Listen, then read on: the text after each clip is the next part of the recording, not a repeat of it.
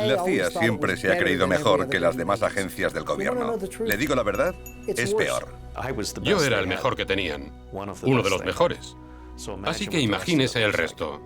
Esto es lo mejor y más brillante de la CIA. Una leyenda hecha de humo. A finales de 1976, la CIA intentaba reparar su imagen dañada por las comparecencias de sus exdirectores en el Congreso, las revelaciones sobre el Watergate y el golpe de Estado en Chile. La agencia comenzó a reclutar nuevos agentes mediante espacios en la radio. Tenemos un anuncio que les va a gustar.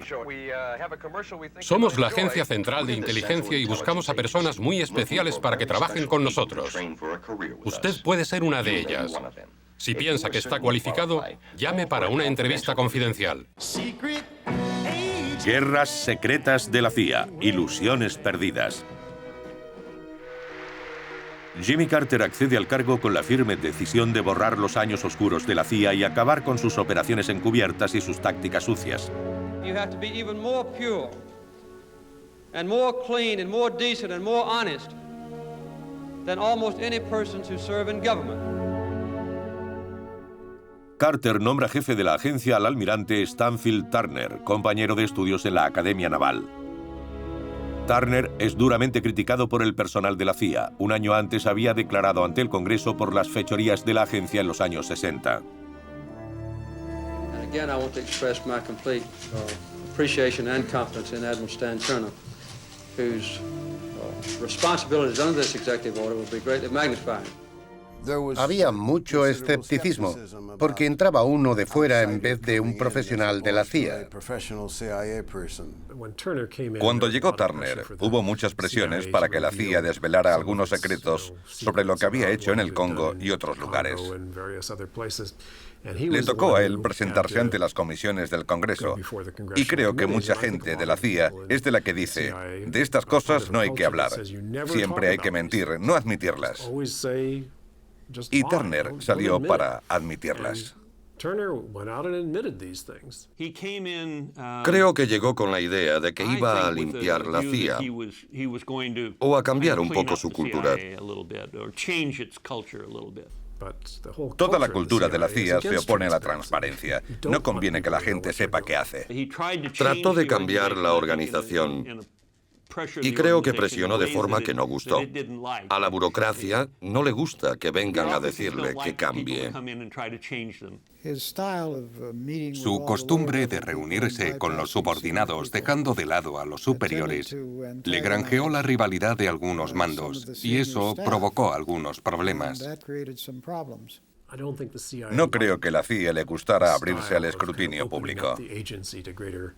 Pienso que la opinión de Turner era que la agencia no podía mantenerse totalmente en secreto después del Watergate. Stan llegó a la agencia con la sensación de que había sido demasiado autónoma. Estaba demasiado fragmentada y que el director de operaciones en particular estaba fuera de control. Creo que siempre le incomodaron un poco las operaciones clandestinas. Stansfield Turner era una buena persona con buenas intenciones, que sufría la misma enfermedad que la mayoría de los almirantes de la Armada. Tenía una fe ciega en la tecnología, pero no confiaba en la gente. Creían que alguien de fuera no podría tomar decisiones sobre técnicas de espionaje y cosas así. Este Turner era un tipo muy extraño, extrañísimo. Su historia es de las buenas. Stanfield Turner sería recordado por estar a punto de lanzar un ataque nuclear a la Unión Soviética porque los especialistas creyeron que había disparado un misil contra Estados Unidos. Fue un error. Hubo un problema. Había señales de que podrían estar atacando. En el radar puede aparecer una señal falsa que indique que vienen misiles. Así que quienes estén pendientes de ese radar, un día sí y otro también, saben el aspecto que va a tener. Saben lo que buscan. Alguno puede equivocarse de botón y entonces aparece esa imagen artificial que se acerca. ¿Comprende?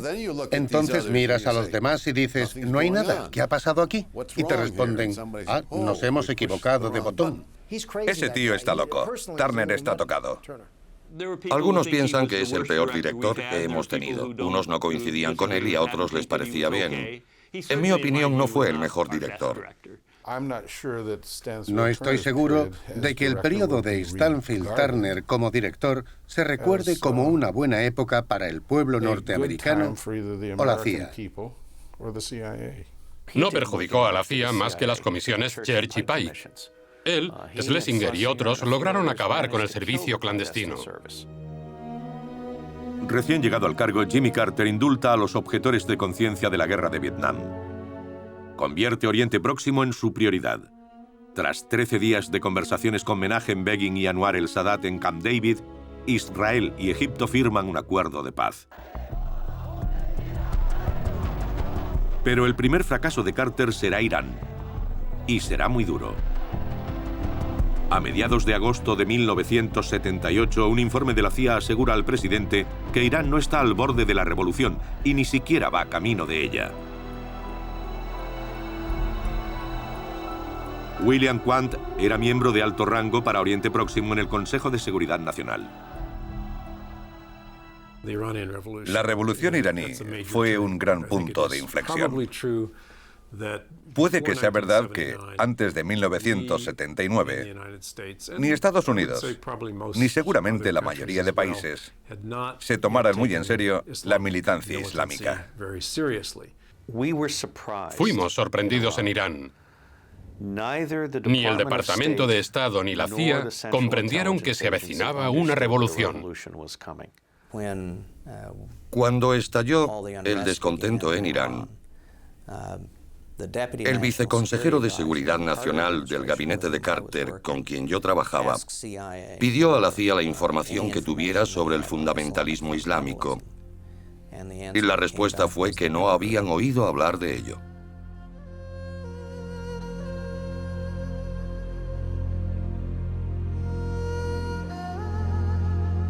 El ayatolá Khomeini, exiliado en Neaufle-le-Château, Francia, lleva meses preparando la revolución islámica. Expone abiertamente sus planes contra el régimen feudal del Shah, puesto en el poder por la CIA 25 años antes. Yo, la CIA, supuse que aunque el Shah tuviera problemas internos, disponía de un ejército poderoso y servicios de inteligencia policial, y si había revueltas en la calle, sacaría a la policía y mataría a quien fuera necesario, pero se mantendría en el poder. Sé que el almirante Turner ha declarado públicamente varias veces que no tenían indicios de que el ayatolá que vivía en Francia pudiera organizar un movimiento revolucionario tan enorme. Cometieron un gran error. La CIA y las demás agencias de inteligencia de Estados Unidos no comprendieron que Khomeini podía hacer lo que hizo en el momento y manera que lo hizo. Todo el tiempo que había estado exiliado, casi nadie le prestó atención desde el lado norteamericano. Los mulás fueron el origen del fundamentalismo, con Khomeini operando en la misma capital de Francia, en París. No le dimos importancia al veneno que estaba esparciendo por todo el mundo árabe. Pensábamos que no era sino una secta religiosa más de las que hay en el mundo. Recuerdo que hablé con quien se consideraba el analista de Oriente Próximo e Irán más observador y fiable de la inteligencia estadounidense.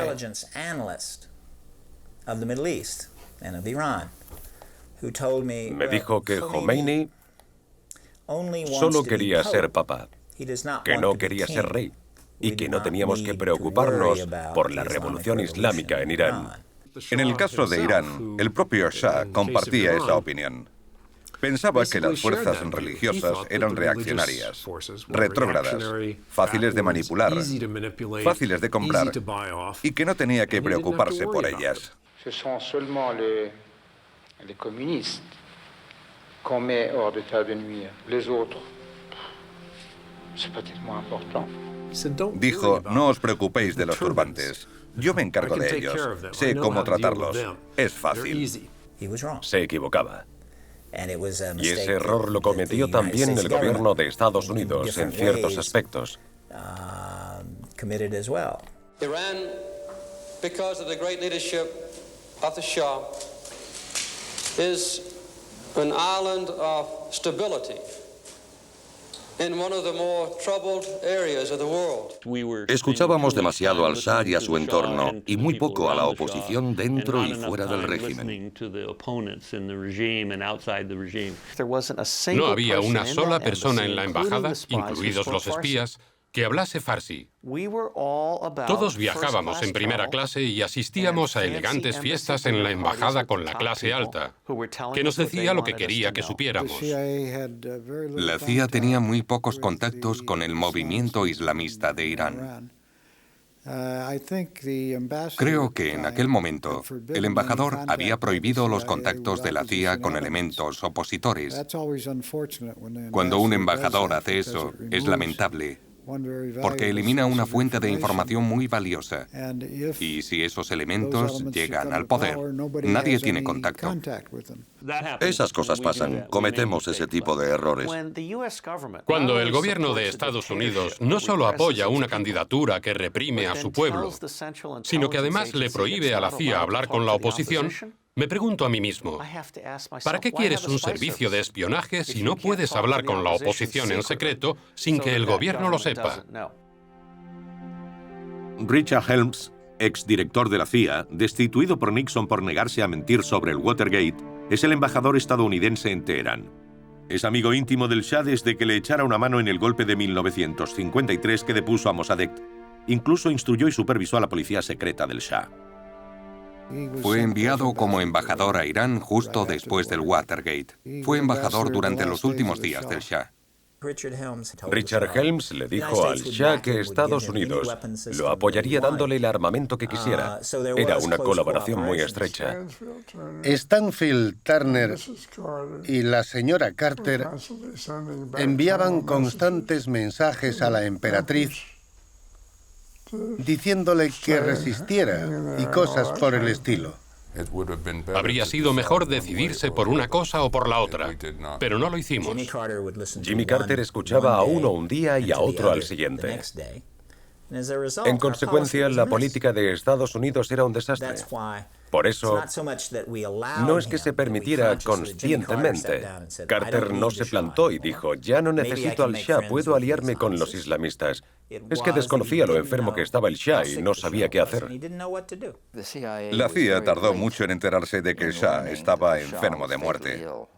Los franceses lo sabían, pero la CIA no llegó a enterarse. Los franceses contribuyeron al fracaso porque no compartieron la información de que el Shah estaba tan enfermo. Sabíamos que había un problema, lo juzgamos mal y no contemplamos su fallecimiento. No previmos el regreso de Khomeini ni la acogida que tendría. El ayatolá Khomeini regresa a Irán. Estados Unidos da la espalda al exiliado Shah, que agoniza en un hospital de Nueva York. Richard Helms visita al Shah días antes de su muerte. Le vi en un hospital en Nueva York, donde estaba para tratarse del cáncer. La primera pregunta que me hizo fue, ¿por qué habéis hecho esto? La posición del Shah era desesperada. Y en un determinado momento, Estados Unidos tuvo que aceptar la realidad de que uno no se puede aferrar indefinidamente a una causa perdida. It's not the policy of our government to go into the internal affairs of another people or country and try to determine who should be their leaders. This is contrary to the philosophy of our people. I think we've tried it once in the past in Vietnam and failed abominably. And I think no one in this country of any responsibility wants to do that to a country including Iran. Carter era una interesante mezcla de dureza e ingenuidad. Y en ciertos aspectos era casi esquizofrénico. Porque, por ejemplo, con la Unión Soviética, nunca supo decidir cómo debía enfrentarse a ella hasta después de la invasión de Afganistán. Pese a las maniobras del Ejército Rojo en la frontera afgana y a los repetidos avisos de la CIA, Estados Unidos hizo una concesión tras otra para impulsar la distensión. Carter se reúne con Leónidas Brezhnev en Moscú. En mi opinión, lo que pasó en el Politburó de la URSS durante casi todo 1979 fue que todos estaban enfermos o borrachos y tuvieron muy malas ideas. Todo el Politburó se disponía a cometer un error fatal. Y el 12 de diciembre firmaron el documento que autorizaba la intervención militar en Afganistán. Avisamos de los preparativos para la invasión de Afganistán. Dijimos que las tropas se habían posicionado. No pensamos que fueran a entrar. Esa vez cometieron un error. Pero el gobierno de Estados Unidos sabía que la Unión Soviética tenía la capacidad y había desplegado las tropas de forma que podía actuar prácticamente en cualquier momento. Sencillamente, en ese momento no creíamos que los soviéticos fueran a comprometer la cantidad de tropas que pensábamos que necesitarían para intervenir en Afganistán. Sabíamos que estaban preparados para invadir Afganistán. Con eso no había problema ni sorpresa, excepto que no sabíamos que lo iban a intentar realmente. El presidente Carter aprende la lección de las deficiencias de la CIA durante la Revolución iraní, cuestionando su estrategia y los fallos en la captación de información. Stanfield Turner destituye a 700 jefes de departamento y agentes de campo de la CIA y comienza a desmantelarla. Stansfield Turner estaba desmontando la CIA, recortándola. Despidió a centenares de personas, los forzó a jubilarse, los despidió. Se deshizo de muchos agentes de campo valiosos, personas clave que llevaban años y sabían hacer las cosas. Y especialmente directores de operaciones. Se cambió a mucha gente. Eliminó unos 600 puestos. Quizá fueran demasiados. Se vino abajo toda la infraestructura que se había ido construyendo desde los años 50. No creo que la CIA los necesitara demasiado. Pero tampoco que Stansfield Turner le hiciera un favor a la CIA. De hecho, la concepción que tenían del mundo probablemente estaba equivocada. Puede que no tomase la decisión correcta, puede que me equivocara. Ese es el problema. Hombres como Stansfield Turner, Richard Helms y otros directores de la CIA nunca vieron más allá de sus narices. A ver, él solo hacía lo que le habían ordenado.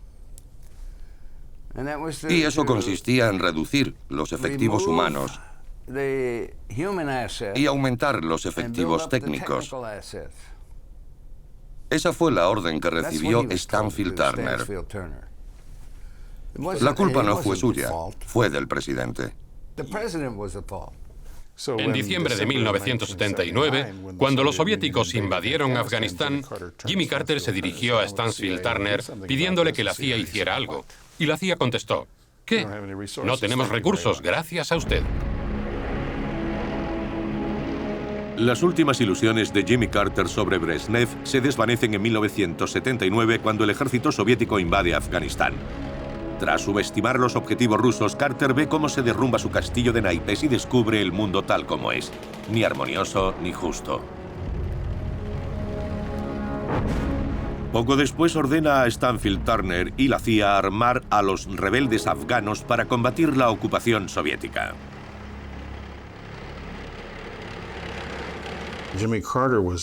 Jimmy Carter fue el más sorprendido en diciembre, en Navidad de 1979, cuando los soviéticos invadieron Afganistán.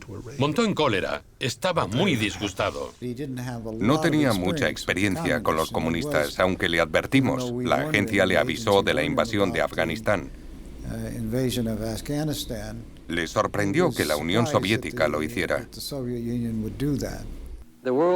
Simply cannot stand by and permit the Soviet Union to commit this act with impunity. La opinión del presidente Carter sobre la Unión Soviética cambió tras esa flagrante invasión de Afganistán. Sin duda, perdió muchas ilusiones sobre la Unión Soviética, sobre todo después de Afganistán. Eso le afectó mucho. Jimmy Carter estaba muy molesto porque creyó que podía colaborar Brezhnev. Y este pensó que Carter no prestaba atención y decidió invadir Afganistán. Pero Carter dijo no. Irónicamente, los soviéticos veían una faceta de Carter que los estadounidenses nunca vieron, la parte dura, la parte fuerte. ¿Qué otra opción había? ¿No oponerse y dejar que los soviéticos conquistaran completamente el país? Al parecer, cambió totalmente de opinión y accedió de inmediato a ayudar a los mujahidines afganos con armas. Creo que la invasión comenzó el 26 o 27 de diciembre y las primeras armas enviadas desde Pakistán llegaron el 30 de enero. Muy pronto. Nosotros y el gobierno de Carter comenzamos a dar ese apoyo por medio de la CIA. Nosotros, la CIA, creamos una alianza muy discreta, encubierta y clandestina con otros países en contra de ellos. Y les hicimos la vida imposible durante más de 10 años. El objetivo estaba muy claro en 1979 y en toda la década de los 80. El objetivo de Estados Unidos y de su política era expulsar a los soviéticos de Afganistán. ¿Cómo íbamos a pensar en 1979 que aquellos a los que armábamos para derrotar a los soviéticos en Afganistán se convertirían en algo tan horrible como los talibán? Estados Unidos creó los talibán. Creamos ese ejército fundamentalista sin saber lo que estábamos haciendo, sin tener en cuenta la realidad cultural sobre el terreno. Pero Carter tiene otra crisis entre manos que ha conmocionado a la opinión pública. Un mes antes de la invasión de Afganistán, el personal de la embajada estadounidense en Teherán es secuestrado por estudiantes islámicos. La crisis de los rehenes y una fallida operación militar de rescate pueden dar al traste con las ambiciones políticas de Carter. Se presenta a la reelección frente a un arrollador Ronald Reagan, cuya campaña dirige William Kelsey.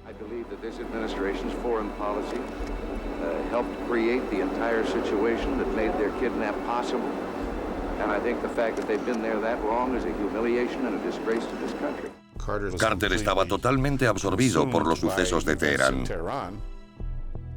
El presidente Carter convoca a todos sus asesores y decide abrir negociaciones secretas con el nuevo gobierno iraní para conseguir la liberación de los rehenes antes de las elecciones presidenciales. Pero alguien desde dentro de la Casa Blanca filtra cada movimiento al equipo de Ronald Reagan.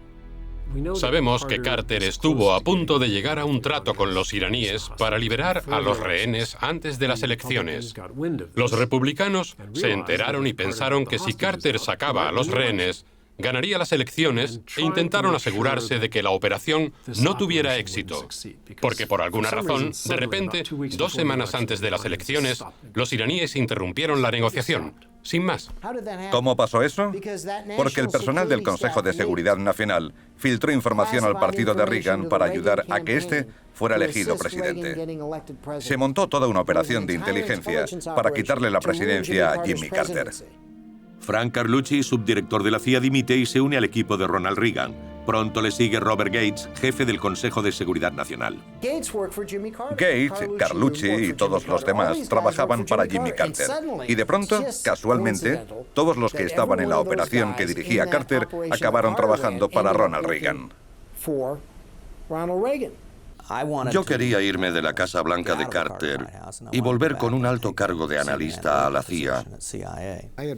Ya había pensado en dejar el gobierno, así que no abandoné a Jimmy Carter, y creo que Bob Gates tampoco. Francamente, me harté de la Casa Blanca de Carter. Así que viene Reagan y todos se ponen a su lado. Los rehenes norteamericanos son liberados el mismo día que Carter traspasa el poder a Ronald Reagan, el 20 de enero de 1981. Está claro que los republicanos no tuvieron nada que ver. Fue una decisión de los iraníes para humillar a Carter, al no liberarlos hasta el 20 de enero, después de dejar el cargo. No creo que haya nada de eso. No lo creo. Los republicanos no hicieron ningún trato con las fuerzas de Khomeini, eso está claro. Sencillamente es una de esas teorías de la conspiración, completamente falsa. 10 años después, Jimmy Carter describió en televisión los entresijos de la Operación Sorpresa de octubre. Who was a leader of Iran, then working under the Ayatollah Khomeini, has made public statements on several occasions to responsible news reporters. that there was a deal made. Casey era la figura central. En aquella época viajaba por Europa. El papel de Casey ha sido un misterio durante mucho tiempo. Fue director de la campaña de Reagan y, posteriormente, director de la CIA.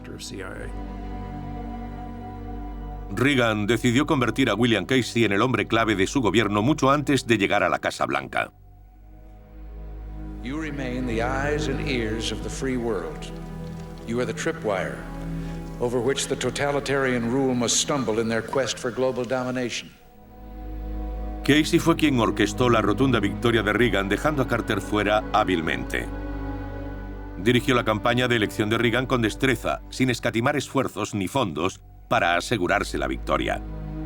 Los negocios de William Casey lo habían hecho millonario. También era presidente de la Comisión del Mercado de Valores, que supervisa la actividad de la Bolsa de Nueva York. Ronald Reagan tenía un conocimiento limitado de los asuntos exteriores. Dio vía libre a Casey para decidir el nuevo rumbo del país.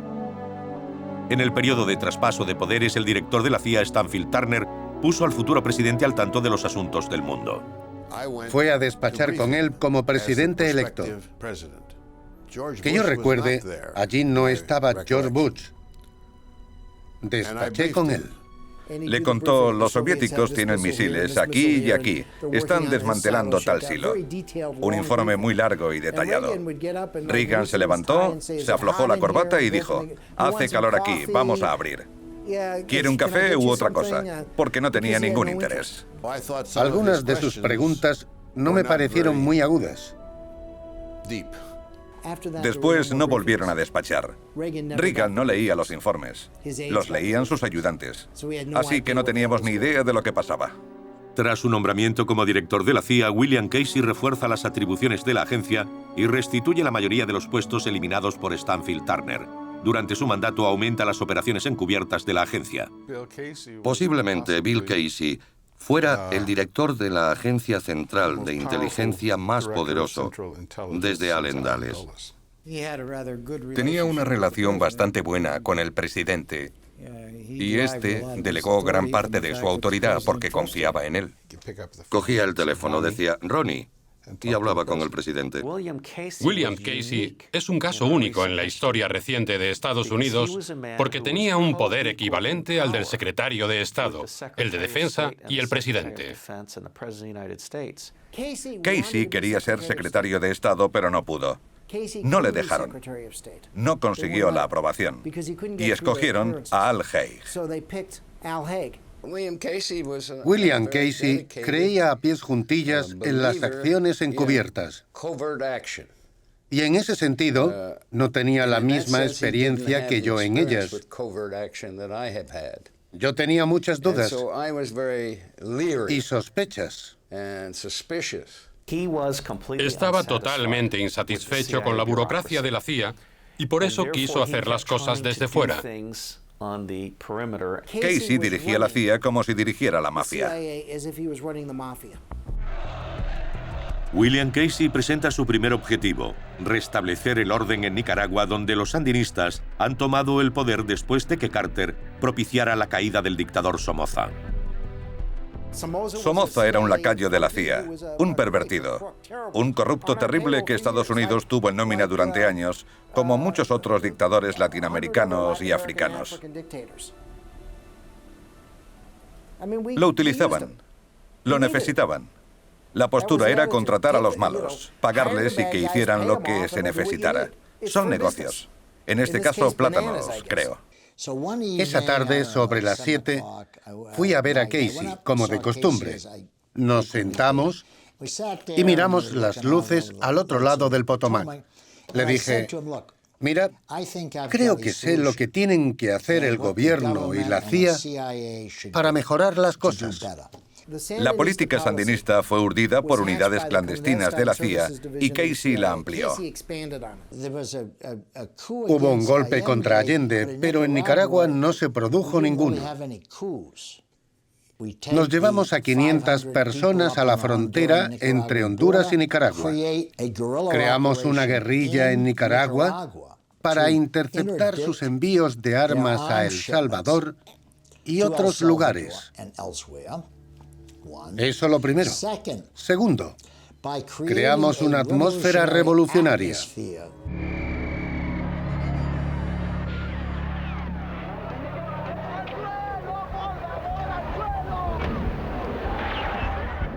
América Latina siempre ha tenido una relación tormentosa con la CIA. Durante la administración Reagan, la CIA, dirigida por Casey, vuelve a primera plana con una campaña decididamente agresiva en América Central.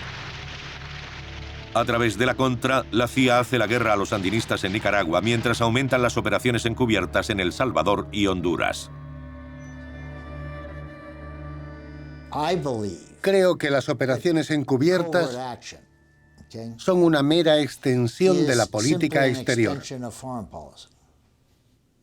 como la guerra. Las operaciones encubiertas se usan desde el principio de los tiempos. Bill Casey fue el director más controvertido de mi época. En cierto modo, Bill Casey fue el mejor y el peor director, porque expuso nuestra relación con el Congreso a un riesgo terrible. 1986 señala el inicio del escándalo del Iran Gate, la venta de armas estadounidenses a la República Islámica de Irán. El beneficio de $30 millones se empleó en financiar la guerrilla antisandinista, a pesar de que el Congreso había prohibido todas las actividades para desestabilizar al gobierno de Nicaragua y apoyar a la Contra. Todas las operaciones encubiertas de la CIA debían ser aprobadas oficialmente por el presidente de Estados Unidos. ¿Sabía el presidente todo esto? Pues claro, no había en Washington nadie que no lo supiera. A cualquier fiesta que fueras, todo el mundo sabía que se estaba haciendo eso. Llegó lo de Irán Contra y se cargaron a la CIA. William French Smith determined that under an appropriate finding, you could authorize the CIA to sell arms to countries outside of the provisions of the law. If the CIA, using an authorized agent as necessary, purchased arms from the Department of Defense under the Economy Act and then transferred them to Iran directly after receiving appropriate payment from Iran. You recall that? I do. ¿No era ilegal vender armas a Irán, coger los beneficios y destinarlos a la Contra? Colonel North, when you talk to Director Casey about the fact of using... I will tell you right now, Counsel, and all the members here gathered, that I misled the Congress. At that meeting? At that meeting. Face to face? Face to face. You made false statements to them about your activities in support of the Contras. I did. Siempre ha habido muchas críticas a la CIA, sobre todo por sus actividades en América Latina, especialmente en América Central. Y ahí fue donde Bill Casey se metió en un lío, en todo este asunto de Irán Contra y América Central. Pero William Casey tiene la ocasión de aplicar su estrategia contra los comunistas y la URSS en Afganistán, donde la guerra dura ya 3 años. La CIA se emplea a fondo para que los soviéticos se atasquen en un conflicto que durará 10 años hasta que finalmente tengan que abandonar la región. Bill Casey cambió las reglas en Afganistán en 1985. Carter estaba decidido a acosar a los soviéticos, a atormentarlos y ponérselo difícil. En 1985, Bill Casey consiguió que el presidente Reagan firmara una directiva que decía: estás allí para ganar, para echarlos. Bill Casey, al que conocía desde que estuve en África, se me acercó y me dijo: quiero que vayas a Afganistán y quiero que ganes. La resistencia logró, a largo plazo, derrotar a 120.000 soldados. No nos lo esperábamos. ¿Cómo los derrotaron? Les suministraron una gran cantidad de ayuda militar y eso fue muy importante. Los Stinger, por ejemplo, que hacían muy vulnerables las operaciones aéreas soviéticas. Perdimos muchos helicópteros y temíamos volar a baja altura. Era munición de la CIA. Sin los Stinger contra los helicópteros, los soviéticos habrían ganado. La CIA ya suministraba armas y dinero a los muyahidines afganos con Carter. Pero con William Casey arma hasta los dientes a docenas de grupos guerrilleros sobre los que no tiene ningún control, facilitándoles incluso armamento de tecnología punta para atacar a los soviéticos. Misiles antiaéreos llegan a las manos de fanáticos islamistas a cambio de una vaga promesa de usarlos solo contra los rusos. 10 años después de la marcha de los soviéticos, las armas siguen en circulación. 1.000 millones al año. Un total de unos 3.000 millones de dólares para la campaña de Afganistán. ¿Sabe cuánto costó la Guerra Fría al contribuyente estadounidense? 13 billones de dólares. No sé ni cuántos ceros son. Y 3.000 millones para acabarla es una ganga, una bicoca.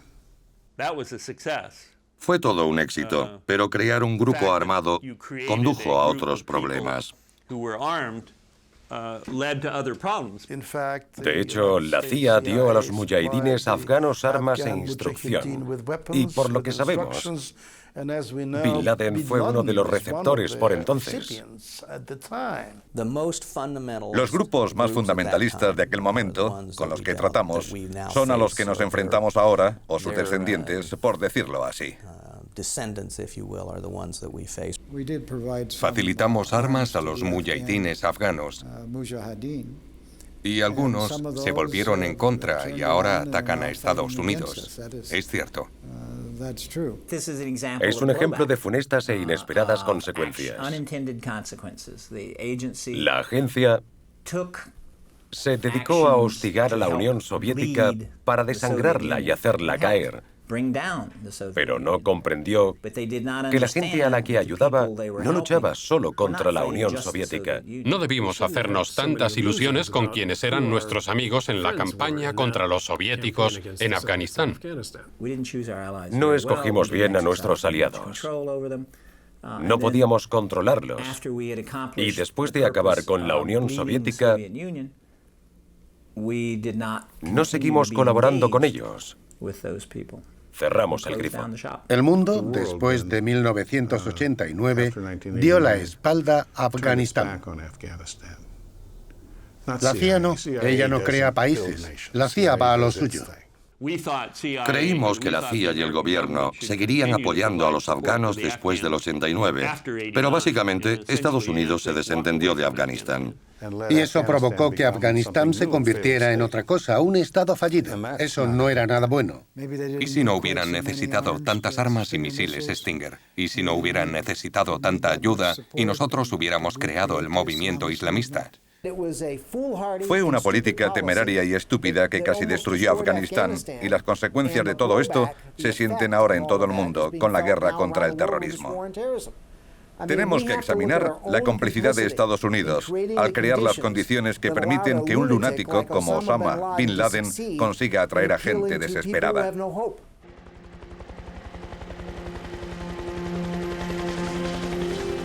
Los soviéticos se ven arrastrados a una loca carrera de rearme. 10 años de intensa guerra han debilitado a Rusia.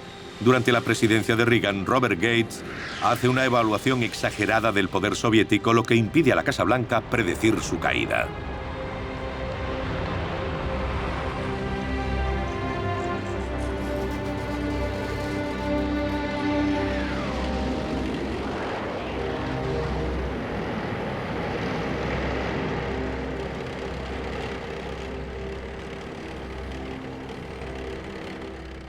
La guerra, a medida que aumentaban las bajas y se ponía más difícil, tuvo el mismo efecto en la Unión Soviética que Vietnam en Estados Unidos.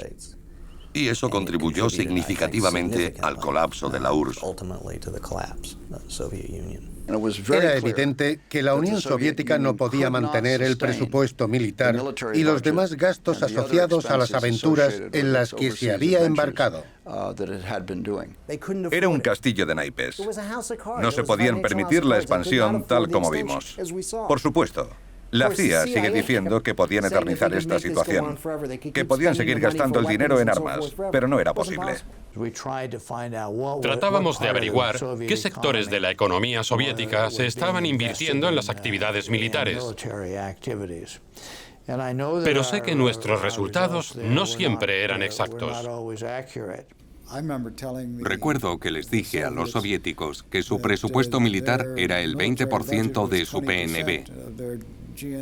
pero resultó ser mucho mayor, puede que cerca del 40%. Creo que se exageró la capacidad económica de la URSS, de lo que hay que responsabilizar a la CIA. La CIA no representó ni analizó correctamente las dificultades en las que se encontraba la Unión Soviética. Se puede pensar que a la larga no podrían mantenerlo. Eso lo vimos. Pero no con la claridad con que pudimos y debimos verlo. A veces sobreestimamos el número de misiles que producían. Pero no se pueden ver 30.000 cabezas nucleares y decir que no te preocupan porque su economía se está hundiendo. Después de hablar con los soviéticos en el extranjero durante este periodo, solía preguntarme por qué pensábamos que tenían tanto poder, cuando de hecho no era así. Creo que se inmiscuyeron los políticos, el Pentágono, más sistemas de armas. A veces nuestros juicios de futuro fueron inexactos porque no comprendimos a dónde se dirigían los soviéticos. Estados Unidos enviaba bombarderos al norte de Rusia para ver hasta dónde podía llegar. Por eso la Unión Soviética acabó gastando tanto dinero en misiles defensivos, porque Estados Unidos era el provocador. Esa fue una mala política, payasadas de vaquero que nunca debieron hacerse. En 1986, cuando el nuevo jefe del Kremlin, Mikhail Gorbachev, se reúne con Ronald Reagan, la URSS está al borde del colapso. El Washington Post escribió que Robert Gates no era el tipo de persona a quien uno invitaría a casa un fin de semana. No tengo ni idea de por qué el Post escribió eso. Tenían a una persona que una vez escribió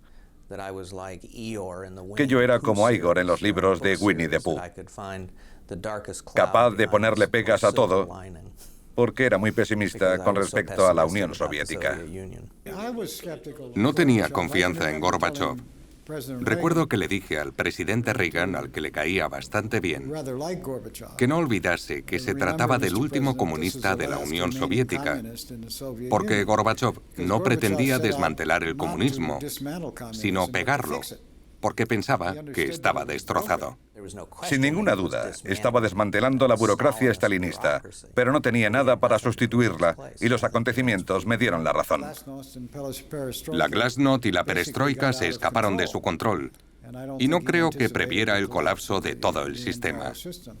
Él quería mantenerlo intacto. Yo creía que Gorbachev decía la verdad.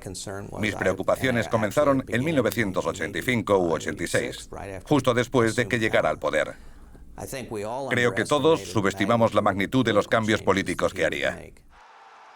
Un año después, en 1987, Reagan desafía a Gorbachev. Mr. Gorbachev, tear down this wall. No creo que nadie lo previera. Recuerdo que estaba junto a Reagan cuando le dijo al señor Gorbachev que tirara el muro, y pensaba para mí que eran unas bonitas palabras, pero que no sucedería. Eran muy reacios a adelantar sus opiniones y exponerlas más adelante. Así que fue un fallo de inteligencia. Teníamos una revolución política en la Unión Soviética que ni siquiera habíamos imaginado. Si alguien piensa que Ronald Reagan ganó la Guerra Fría, es que no entiende la historia. No fue Ronald Reagan y la construcción de nuestras defensas lo que ganó esa guerra. Fueron las contradicciones internas de un sistema político fallido. Fue el marxismo-leninismo lo que condujo al inevitable fin de la Unión Soviética. George Bush es el nuevo presidente cuando la URSS se desintegra. Profundamente marcado por la Guerra Fría y su periodo como director de la CIA, Bush no podía creer que la URSS estaba acabada.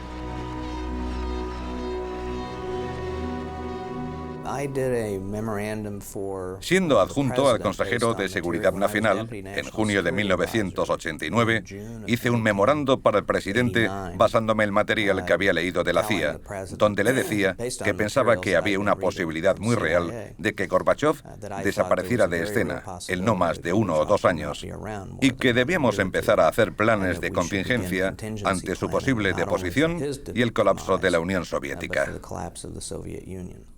Que no predijimos el día. Otra vez. A los servicios de inteligencia no se les paga para que sean adivinos. Comprendimos que la Unión Soviética pasaba por serias dificultades, sobre todo económicas y también políticas. Pero pensar que eso provocaría el hundimiento del sistema político soviético no se nos pasaba por la cabeza. Nadie acertó. Quien diga que podía prever que el muro de Berlín se abriría el 9 de noviembre, miente. ¿Dijeron los análisis de la CIA que la Unión Soviética caería como lo hizo, casi implosionando? Creo que la respuesta es no. No lo esperaban. Pese a lo que pretenden decir hoy,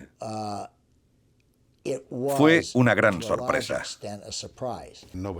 Nadie puede prever algo así porque el más sorprendido no fui yo, que estaba a cargo de la CIA en Alemania Oriental, sino Erich Honecker y Hans Mielke, que solo dijeron: ¿qué es esto? Y ellos gobernaban Alemania Oriental. Si examinamos el servicio de inteligencia que tenía un mayor conocimiento de lo que pasaba en la Unión Soviética, el KGB, vemos que tampoco previó su colapso. Y eso que su mera existencia dependía de la de ella. La CIA no pudo predecir el colapso, pero le voy a decir una cosa. Yo era un oficial del KGB y alto cargo de la seguridad del Estado y tampoco pude. En la URSS no podíamos creer que nos acercábamos al fin del sistema.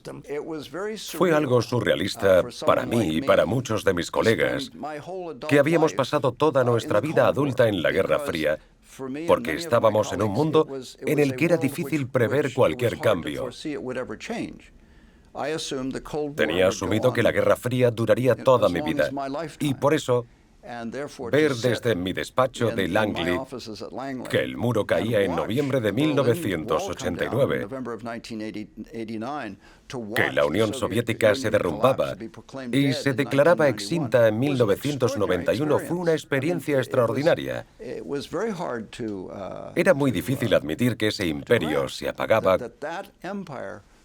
como la llama de una vela. En noviembre de 1989, la caída del muro de Berlín abre la puerta a la reunificación alemana. Uno tras otro, los antiguos países democráticos hacen caer sus regímenes comunistas. La Guerra Fría llega a su fin.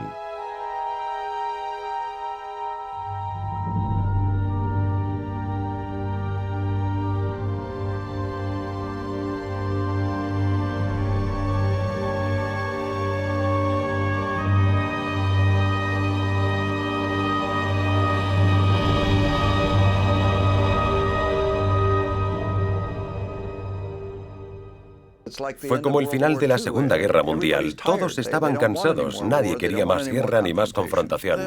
Hubo una especie de desmoralización, no, quizás sea una palabra muy fuerte, pero sí falta de energía. Porque el enemigo mortal ya no era un enemigo mortal. El gran experimento soviético de 75 años había terminado. Todo se detuvo y los problemas del mundo desaparecieron. Ganamos la Guerra Fría. Occidente en general la ganó. Era lo que nos decíamos. Se acabó el problema. Todo va a ir bien. Así que recortamos sustancialmente el presupuesto de defensa. Estados Unidos desmanteló sus servicios de inteligencia. Decían, ¿para qué los necesitamos? Eso era el fin. Ya no hacía falta la CIA ni nada de eso. Se había producido un cambio drástico de prioridades. La Unión Soviética fue el objetivo primordial y la razón fundamental de la creación de la agencia.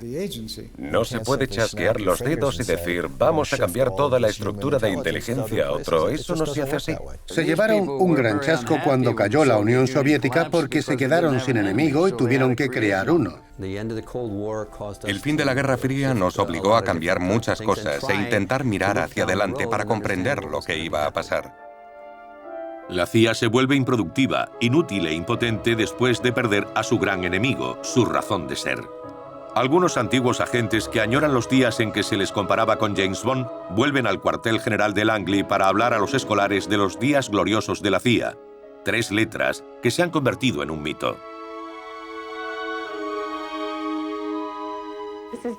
No es solo para informar a los niños, es una manera de ponerle rostro humano a la agencia. Se acabó el cuento. El juego ha terminado. Era un mundo en el que la Unión Soviética y Estados Unidos jugaban una partida de ajedrez para comerse tantas piezas del resto del mundo como pudieran, y al final, en 1991, ganó la parte que había comido más piezas. Y no ganaron ellos. Unos meses después del colapso de la Unión Soviética, el exdirector de la CIA, William Colby, y el jefe del KGB, Oleg Kalugin, presentaron juntos en Washington el lanzamiento de un videojuego. Pero no quedaba nadie para luchar, porque la Guerra Fría había terminado. Coronel, soy Warhurst. Tenemos un problema.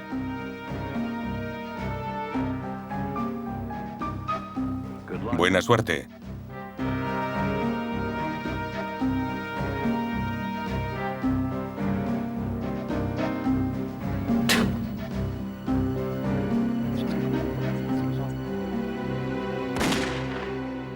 Cada vez que piensas que los estadounidenses no pueden ser más tontos, la acaban liando gorda.